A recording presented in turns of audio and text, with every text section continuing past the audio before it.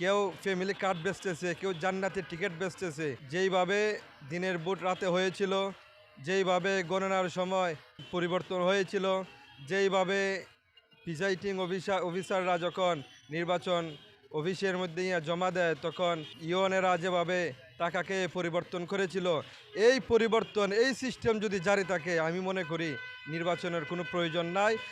আমরা যতটুকু এতদিন পর্যন্ত বুঝতে পারতেছি, এখন পর্যন্ত সংসদ নির্বাচনের নিরপেক্ষতা দেখা যাচ্ছে, কিন্তু গতিবিধি মেনে সামনে আসলে কি হবে তা জানি না। যদি এই ফ্যাসিস্ট সরকারের মধ্যে যেগুলা আচরণ ছিল, যে কার্যক্রম ছিল, এগুলা যদি আমাদের মাধ্যমে হয়, তাহলে আমি মনে করি বাংলাদেশের মানুষ, এই দেশের মানুষ, শান্তিপ্রিয় মানুষ এই নির্বাচনকে প্রত্যাহার এবং এই নির্বাচন থেকে সরিয়ে যাওয়াই উচিত। কারণ যদি শান্তিপ্রিয়ভাবে এবং অবাধ সুষ্ঠু নির্বাচন না হয়, যেইভাবে দিনের ভোট রাতে হয়েছিল, যেইভাবে গণনার সময় পরিবর্তন হয়েছিল, যেইভাবে প্রিজাইডিং অফিসাররা যখন নির্বাচন অফিসের মধ্যে জমা দেয়, তখন ইউএনেরা যেভাবে টাকাকে পরিবর্তন করেছিল, এই পরিবর্তন, এই সিস্টেম যদি জারি থাকে, আমি মনে করি নির্বাচনের কোনো প্রয়োজন নাই। আর যদি সুষ্ঠু এবং অবাধ সিস্টেমে নির্বাচন করতে পারে, মানুষের ভোটার অধিকার ফিরিয়ে দিতে পারে, তাহলে নির্বাচন প্রয়োজন। এটা আমরা 100% এখনো বলতে পারতেছি না। আমরা যা বুঝতে পারতেছি, বৃহত্তর বড় রাজনৈতিক দলগুলা এখনো তাদের শক্তি চাপিয়ে দিতে যাচ্ছে, হামলা মামলার হুমকি দিতে যাচ্ছে, তারা বিভিন্নভাবে আঘাতপ্রাপ্ত করতে চাচ্ছে।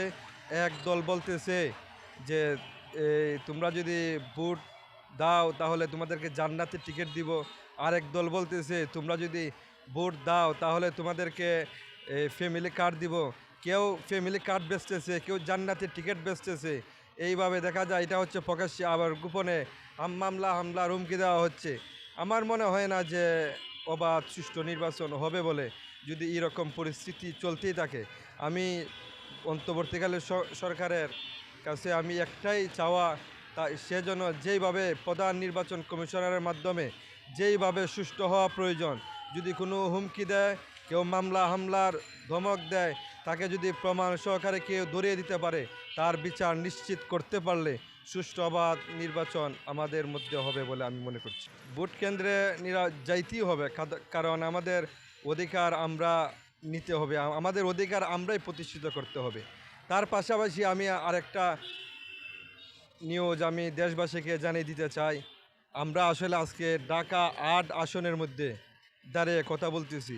আমরা দেখতে পাচ্ছি, আমরা ৭১-এ কাউকে দেখেছি, আমরা তার আগেও কাউকে দেখেছি, আমরা বর্তমান পরিস্থিতিতে কাউকে দেখতে পাচ্ছি।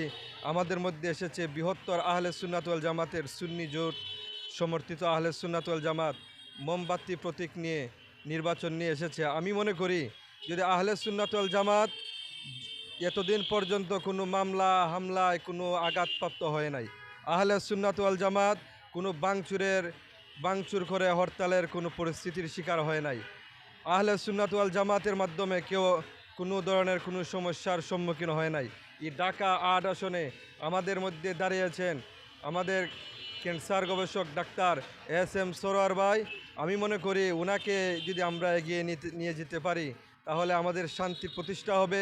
আহলে সুন্নাত ওয়াল জামাত সুন্নি আকিদা ভিত্তিক আমাদের মধ্যে রসুল সাল্লাল্লাহু আলাইহি সাল্লামের আদর্শে আদর্শিত হয়ে আমাদের সংসদ পর্যন্ত ইয়া রাসূলুল্লাহ সাল্লাল্লাহু আলাইহি সাল্লামের স্লোগান নিয়ে এই সংসদ, এই আহলে সুন্নাত ওয়াল জামাত সহ শান্তিপ্রিয় দেশবাসীর কাছে সুবার্তা ফিরিয়ে আসবে এবং সুশাসন গঠিত হবে, দেশের মানুষ শান্তি ভোগ করবে।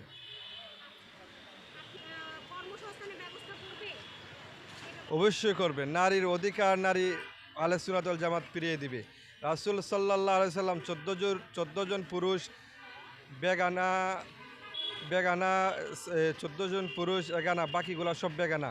এটা রাসূল সাল্লাল্লাহু আলাইহি সাল্লাম বলেন নাই, এটা আহলে সুন্নাত ওয়াল জামাত বলেন নাই।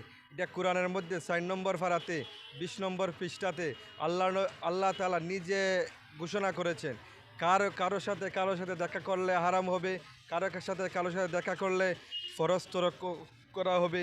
এগুলা আল্লাহ তাআলা বলেছেন। যিনি আসমান জমিন সৃষ্টি করেছেন, যিনি দুনিয়া সৃষ্টি করেছেন, উনি সরাসরি আয়াত নাজিল করে দিয়েছেন।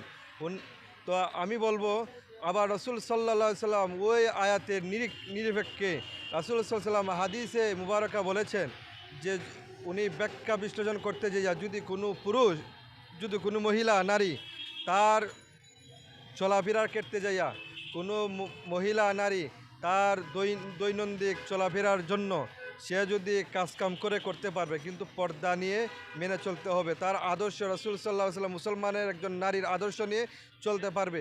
সে শুধু ঘরের মধ্যে বসে থাকবে, এটা আহলে সুন্নাত ওয়াল জামাতের কখনো আকীদা হতে পারে না। সে যখন তার সব কিছু পাবে তখন সে পর্দা করবে। সে পর্দা মেনে চলে, মেনে সে চাকরি করতে পারবে, পর্দা মেনে সে ব্যবসা করতে পারবে, পর্দা মেনে সে হাট বাজারে যাইতে পারবে। কিন্তু তার মধ্যে শয়তানের ওয়াসওয়াসা, খান্নাস মহিলা এবং কুসংস্কার যেন না থাকে, এটাই আহলে সুন্নাত ওয়াল জামাত চায়।